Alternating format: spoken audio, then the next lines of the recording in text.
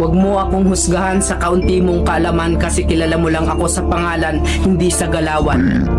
Pinanganak akong mahirap, hindi ako pinalad makapagtapos ng pag-aaral kaya binawi ko na lang sa sipag at diskarte sa buhay. Oo, wala akong pinag-aralan pero kaya kong kumita sa lansangan na hindi mo makukuha sa taas ng iyong pinag-aralan.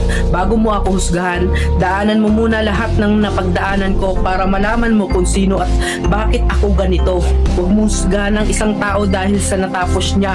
Dahil minsan, kahit yung mga taong hindi man humahawak ng diploma, daig pa nila yung nakagraduate ng may corona.